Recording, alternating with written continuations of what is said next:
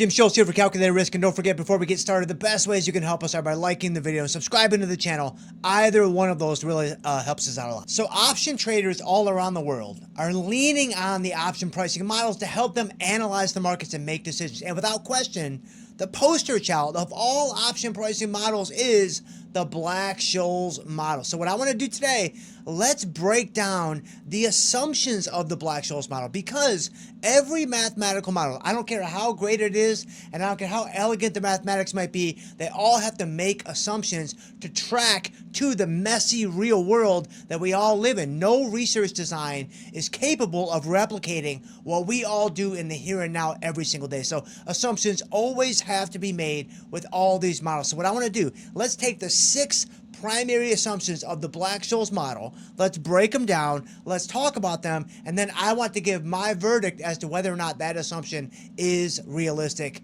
So let's go.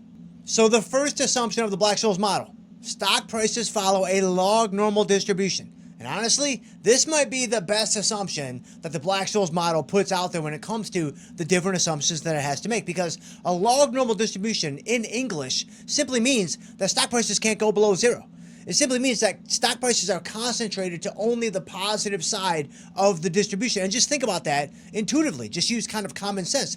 Stock prices can't go below zero, because that would mean, hey, here is some shares in our company, and here is $30. Here is $50. Here is $100 per share, or whatever it is. So it makes sense to assume that stock prices are going to follow a log normal distribution. Now, with all that being said, we all know when it comes to kurtosis and the leptokurtic nature of the distribution, I know you guys were thinking about that probably when you clicked on this video, that distributions in the stock market, in equities, have fatter tails. They have more outlier moves than a normal distribution would predict. So the log normal distribution assumption is not capturing that. So the fat tails is still an issue, but at the end of the day, I would actually give this a verdict of yes. This actually is pretty realistic, so the Black Scholes model appears to be off to a pretty good start. Okay, so assumption number 2, European style exercise only. Now, this one is assuming that assignments and exercises can only happen at expiration. That is what European style options means. This is not necessarily tracking too closely to what we all trade every single day, because most of the options that we're trading, even the indexes, SPY, QQQ, IWM, what have you, those are American style options where you can have assignments and exercises prior to expiration. And so the realism of this assumption, it's kind of tracking off base at least a little bit. Now, to be fair, in highly active, highly liquid options, is the pricing differential between a European style model and an American style model that different that it's going to make a significant impact on what we're doing every single day? I would say no, but this is an example of one of those concessions that models have to make, where the math just becomes much easier when you actually pin assignment or exercise to one point along the timeline, as opposed to allowing it to essentially happen at any point prior to expiration. That makes the math way more complicated. And there are models that have gone to great lengths to actually fix this problem and extend the Black Scholes model when it comes to this European style exercise assumption that may not necessarily be realistic. But just to stay focused on the task at hand here, I would say that the European style exercise assumption is not that realistic, but it's also not going to cause a big difference for us in our day-to-day trading. Okay, so assumption number 3.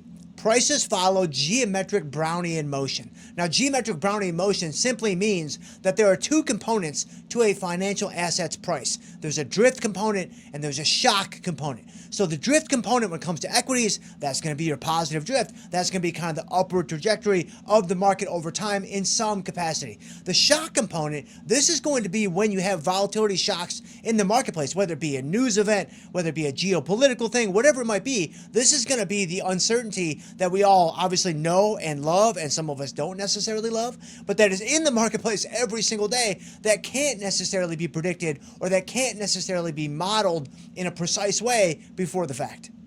But that's actually kind of the point of geometric Brownian motion, very similar to an efficient markets hypothesis in that regard. It's that prices are independent. right? Like you're not going to find any discernible patterns in the day-to-day noise of the marketplace. And so you've got the drift piece and you've got the shock piece, and essentially day-to-day, there's a lot of randomness and there's a lot of unpredictability. So I would actually say that this assumption of the Black Scholes model is very realistic when it comes to asset prices following geometric Brownian motion. Okay, so assumption number 4, frictionless markets.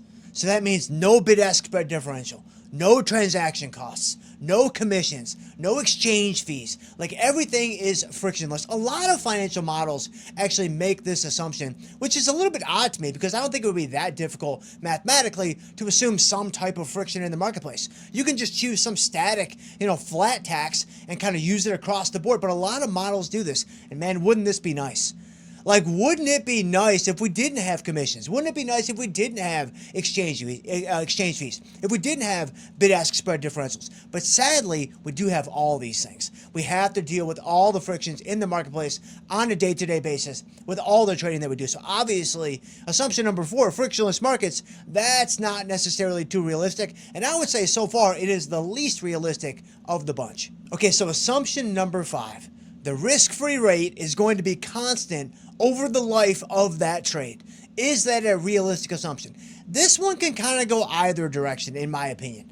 Right? You can make the case that this is not that realistic because interest rates are moving every single day. I mean, traders who are trading fixed income products, traders who are trading the bond products and the note products and what have you, they're moving around the 10-year. They're moving around the 2-year. They're moving around the 30-year, what have you. And so interest rates are obviously changing on a day-by-day, minute-by-minute basis in a lot of ways. But then the other side to that same story is simply the fact that, is this really going to impact option prices too drastically? I mean, this is what Rho captures when it comes to the option Greeks. And the reality is, day to day, like in most cases, Rho is just not going to have that big of an impact on an options price. Now, can it have an impact? Absolutely. And if there's a big move in rates, will it have, a discernible impact, a meaningful impact? Absolutely. But mostly day to day, it's just not going to be that big of a difference when it comes to a 30-day time horizon, a 45-day time horizon, or what have you. So I would actually say whether this assumption is realistic or not actually doesn't really matter. So we'll kind of put this one as like an NA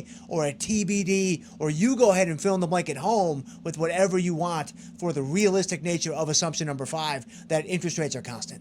Okay, assumption number 6, and this is it. This is the coup de grace. This is the grand poobah of them all. Volatility is constant, in my opinion, in my humble, professional, even personal opinion. This assumption is the least realistic of the bunch, and it is the most critical flaw of the Black Scholes option pricing model, because if you've traded for any longer than, 6-7 minutes, you know that volatility is not constant. The VIX is moving. Volatility futures are moving. Individual IVs for individual stocks are moving. They're moving all the time. So volatility is anything but constant. And in fact, since that's what we do at Tasty, that is what we trade inside the Tasty ecosystem, it's a good thing it's not constant, right? Because if it were constant, there wouldn't be too much to do.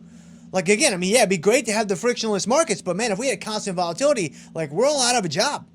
There's nothing to do. So thankfully, volatility does move, and thankfully, markets do move and things do change. And when it comes to volatility, this thing changes all the time, and it obviously presents us at Tasty with tremendous opportunities almost on a daily basis. So the Black Scholes model has 6 assumptions. Some of them are workable and realistic, and some of them are not so practical and maybe not so realistic. And when it comes to understanding this, is this going to help you adjust a strangle today? No. Is this going to help you make your next earnings trade? No. But now, the next time you're at a cocktail party and somebody just says, man, does anybody know if the Black Scholes model assumptions are realistic? Man, you are ready. You are equipped for that conversation and you are ready to go. So we'll see you guys next time.